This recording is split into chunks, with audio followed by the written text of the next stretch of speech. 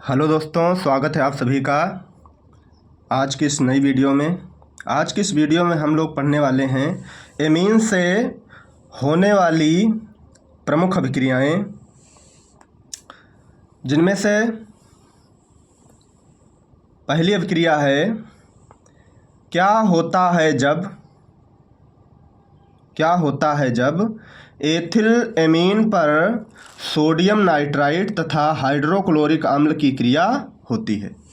सबसे पहले आपको देखना है एथिल एमीन। ये आपका है एथिल एमीन। इस एथिल एमीन का रासायनिक सूत्र होता है C2H5। ये हो गया आपका एथिल, और एमीन होता है आपका NH2। ये हो जाएगा आपका एथिल एमीन। अब एथिल एमीन पर सोडियम नाइट्राइट, तो आपका सोडियम होता है Na और नाइट्राइट होता है NO2। ये हो जाएगा आपका सोडियम नाइट्राइट। इसके बाद में तथा हाइड्रोक्लोरिक अम्ल होता है आपका HCl। ये यहाँ पर आपको अभिक्रिया करनी है। एथिल एमीन पर किसकी? सोडियम नाइट्राइट तथा हाइड्रोक्लोरिक अम्ल की क्रिया होती है।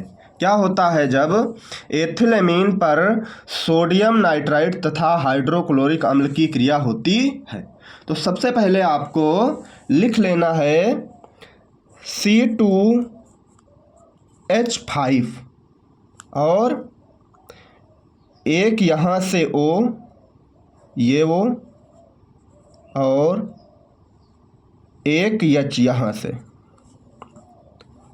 ये हो जाएगा आपका एथिल अल्कोहल या एथेनॉल। अब आपके पास इसके बाद में बचता है Na और Cl। तो यहाँ पर आपको लिखना है Na और Cl। फिर अभी आपके पास और बचा है, वह है एक N यह और एक N ये। तो यहाँ पर हो जाएगा आपका N2 यह गैस है जो ऊपर की ओर निकल जाएगी या उड़ जाएगी, प्लस अब आपके पास बचता है एक यहाँ पर H और एक H यहाँ पर H2 है। तो H2 में से हमने एक H यहाँ पर लिख रखा है, एक H यहाँ और एक H यहाँ। तो ये आपके पास बच जाएगा H2, और यहाँ पर आपके पास में O2 थे, तो O2 में से एक O यहाँ पर हमने लिख रखा है, और यहाँ पर आपका बच जाएगा एक O, मतलब जल। ये हो जाएगी आपकी अभिक्रिया। तो एथिल एमीन पर सोडियम नाइट्राइट तथा हाइड्रोक्लोरिक अम्ल की क्रिया होती है। ये आपका है एथिल एमीन, और ये आपका है सोडियम नाइट्राइट, और ये आपका है हाइड्रोक्लोराइड। और जब इससे अभिक्रिया होती है तो ये आपका बन जाता है एथिल अल्कोहल।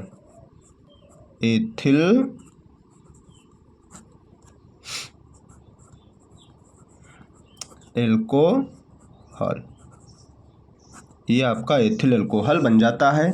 और आपका यह है सोडियम क्लोराइड। ये आपका है सोडियम क्लोराइड, साल्ट, या फिर कह लीजिएगा लवण।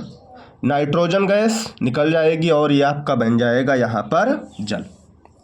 तो इस प्रकार से यह अभिक्रिया एथिल एमीन, सोडियम नाइट्राइट और हाइड्रोक्लोरिक अम्ल की अभिक्रिया जब होगी तो आपका बनेगा ethyl alcohol, sodium chloride, nitrogen gas जो ऊपर की ओर निकल जाएगी, और जल। इसके बाद में अगली अभिक्रिया है क्या होता है जब एसीटाइमाइड की नाइट्रस अम्ल के साथ क्रिया होती है। एसीटाइमाइड की नाइट्रस अम्ल के साथ क्रिया होती है। सबसे पहले आपको लिखना है एसीटाइमाइड। एसीटाइमाइड का रासायनिक सूत्र होता है C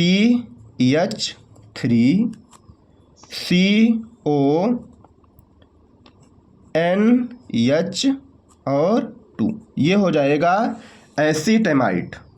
और एसीटामाइड की अभिक्रिया किसके साथ में करनी है?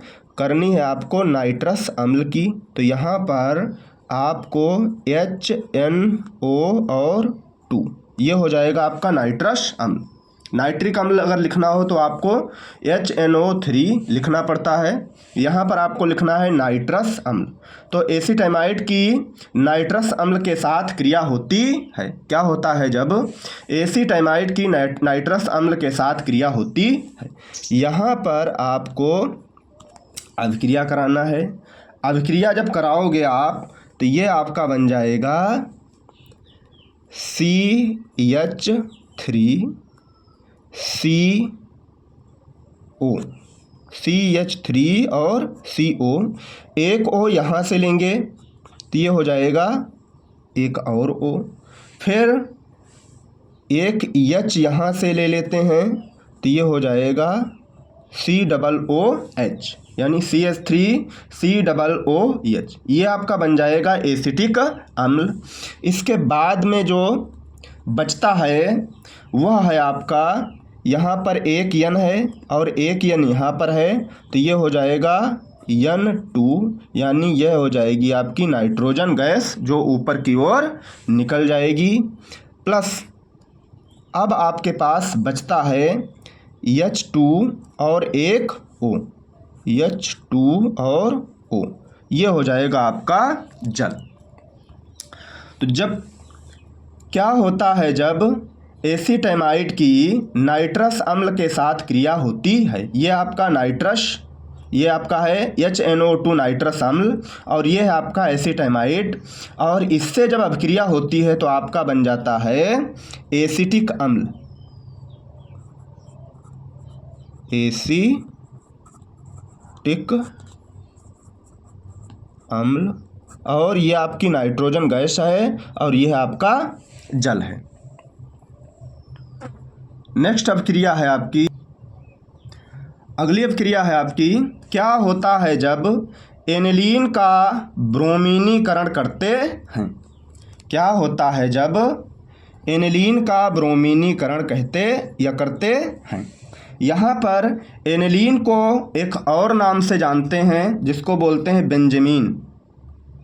एनिलीन का एक दूसरा नाम है जिसको हम बोलते हैं बेंजामीन या बेंजामीन। तो यहाँ पर बेंजीन का स्ट्रक्चर बनाएंगे।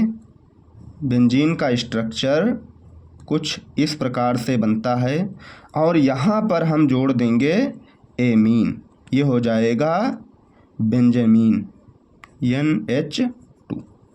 और इस एनिलीन का हम क्या करेंगे? ब्रोमीनीकरण करेंगे, Br, ये हो जाएगा इसका ब्रोमीनीकरण। और जब इसका हम ब्रोमीनीकरण करेंगे तो ये आपका स्ट्रक्चर हो जाएगा बेंजीन का, और इसके ऊपर जहाँ पर आपका दिया है NH2 वहीं पर रहने वाला है।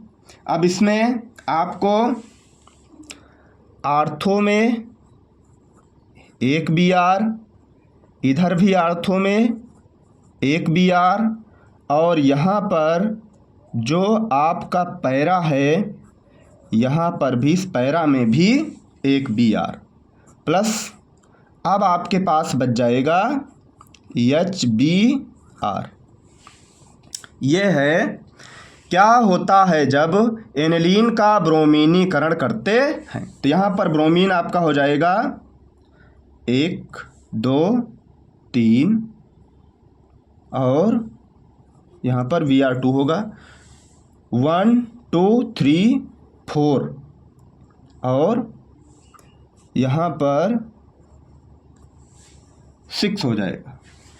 तो 3 2 जा 6 Br। यहाँ पर कितना है 1 2 3 और ये हो जाएगा 3 HBr। इसका नाम हो जाएगा 1 2 3, 3 Br लगे हैं तो ये हो जाएगा ट्राई। क्या हो जाएगा? 3 Br लगे हैं तो ये हो जाएगा आपका ट्राई। क्या लगा हुआ है? Br, तो हो जाएगा ब्रोमो, ट्राई ब्रोमो। ये स्ट्रक्चर किस चीज़ का है? यहाँ पर देखो आपका बना हुआ है एनिलीन, तो इसको बोलेंगे एनिलीन, ट्राई ब्रोमो एनिलीन। अब इसका आर्थो, मेटा, पैरा काउंट करते हैं। तो पहला वाला जो NH के बाद में जो Br लगा हुआ है वो लगा हुआ है दूसरे नंबर पर, तो यहाँ पर लिखेंगे 2। और जो दूसरा Br लगा हुआ है तो हो जाएगा, यहाँ पर काउंट करेंगे तो 2 नंबर पर, इसको काउंट करेंगे, यहाँ पर है नहीं 3। ये अगला वाला जो Br आपका लगा हुआ है ये हो जाएगा 4 नंबर, तो 2 4 कामा, अगला जो 5 नंबर पर Br है नहीं, फिर 6 नंबर पर है तो यहाँ पर हो जाएगा 6। तो 2 4 6 ट्राई ब्रोमो एनिलीन, ये आपका हो जाएगा 2 4 और 6। यहाँ पर ये दूसरे नंबर पर है, ये चौथे नंबर पर है और ये 6 नंबर पर है। इसको बोलेंगे 2 4 6 ट्राई, ट्राई मतलब 3 ब्रोमो लगे हुए हैं तो ट्राई ब्रोमो, ये आपका स्ट्रक्चर है एनिलीन का, तो इसको बोलेंगे ट्राई ब्रोमो एनिलीन। तो क्या होता है जब एनिलीन का ब्रोमीनीकरण करते हैं? तो जब एनिलीन का ब्रोमीनीकरण करते हैं तो ये बन जाता है आपका 2 4 6 ट्राई ब्रोमो एनिलीन। अगला है आपका, क्या होता है जब ethyl amine carbon disulphate और मर्क्यूरिक क्लोराइड के साथ क्रिया करती है? क्या होता है जब एथिल एमीन? तो सबसे पहले आपको लिखना है एथिल एमीन। एथिल एमीन का फार्मूला होता है C2H5NH2, ये होता है आपका एथिल एमीन। तो एथिल एमीन की क्रिया किसके साथ में करते हैं? Carbon disulphate plus carbon, carbon के लिए C और सल्फेट, सल्फेट के लिए यस, और सल्फेट कितना है? डाई, डाई का मतलब 2, तो यहाँ पर हो जाएगा CS2। तो ये हो जाएगा आपका कार्बन डाई सल्फेट और प्लस अगला है आपका मर्क्यूरिक क्लोराइड। मर्क्यूरिक के लिए Hg और क्लोराइड के लिए Cl का प्रयोग करते हैं। अब इसकी आपको अभिक्रिया करनी है। यहाँ पर ये मर्क्यूरिक क्लोराइड है, तो एथिल एमीन ये आपका हो जाएगा C2H5NH2, ये हो जाएगा आपका एथिल एमीन। इसके साथ में कार्बन डाई सल्फेट, तो CH2, ये हो जाएगा आपका कार्बन डाई सल्फेट और मर्क्यूरिक क्लोराइड HgCl, ये हो जाएगा आपका मर्क्यूरिक क्लोराइड। और जब इसके साथ में अभिक्रिया करते हैं तो आपका हो जाएगा C2H5 N, यहाँ से लेंगे ये N हो जाएगा। नेक्स्ट आपका है C, तो यहाँ पर हो जाएगा NC और एक यस, यहाँ पर 2 यस है तो यहाँ पर एक यस ले लेंगे, ये हो जाएगा आपका C2H5NCS प्लस अब आपके पास बचता है Hg और एक यस यहाँ पर बचा तो इसको लिखेंगे HgS, तो ये हो जाएगा आपका HgS और प्लस अभी Cl आपके पास में यहाँ पर है 1 और यहाँ पर आपके पास है H2, यहाँ पर आपके पास है H2, तो ये हो जाएगा आपका H और ये यहाँ पर हो जाएगा आपका Cl। यहाँ पर H कितना है 2, तो यहाँ पर 2HCl हो जाएगा और इस Cl में हम 2 लगा देंगे तो ये हमारी जो अभिक्रिया है यह संतुलित हो जाएगी। तो ये हो जाएगा 2HCl। तो क्या होता है जब एथिलेमीन कार्बन डाइसल्फेट और मर्क्यूरिक क्लोराइड के साथ क्रिया करती है। तो ये आपका है एथिलेमीन, इसके बाद में CH2 आपका कार्बन डाइसल्फेट और HgCl2 यह है मर्क्यूरिक क्लोराइड। तो इसके साथ में जब अभिक्रिया करते हैं तो ये हमारा बन जाता है एथिल, ये हो जाता है आपका एथिल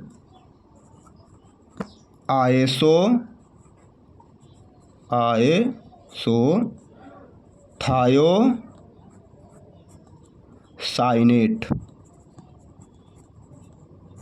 ये हमारा जो है कंपाउंड बन जाता है एथिल आइसोथायोसाइनेट और HgS प्लस 2HCl बन करके तैयार हो जाता है। क्या होता है जब एथिलेमीन कार्बन डाइसल्फेट और मर्क्यूरिक क्लोराइड के साथ क्रिया करते हैं? तो ये आपका है एथिलेमीन, ये आपका है कार्बन डाइसल्फेट और ये आपका है मर्क्यूरिक क्लोराइड। इसके साथ में जब अभिक्रिया करते हैं तो हमारा बन जाता है एथिल आइसोथायोसाइनेट, या इसको एथिल आइसोथायोसाइनाइड भी लिख सकते हैं। अगला है आपका रासायनिक अभिक्रिया।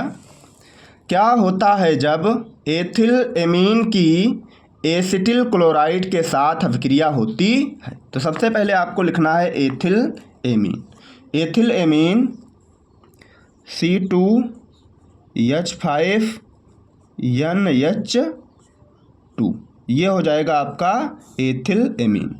किसके साथ में अभिक्रिया करनी है? एसिटिल क्लोराइड, ये आपका दिया है एसिटिल क्लोराइड। एसिटिल क्लोराइड के लिए CH3COCl, ये हो जाएगा आपका एसिटिल क्लोराइड के साथ में अभिक्रिया होती है। तो यहाँ पर ये आपका एथिलेमीन है, इसकी अभिक्रिया हो रही है एसिटिल क्लोराइड CH3COCl, ये हो जाएगा आपका एसिटिल क्लोराइड। तो यहाँ पर ये आपका जो C2H5 इसको लिखना है। इसके बाद में आपके पास है NH2, कितना है? NH कितना है? 2। तो यहाँ पर एक N जो है लिख लेना है और एक H लिख लेना है। H आपके पास में 2 है तो यहाँ पर एक H बच जाएगा।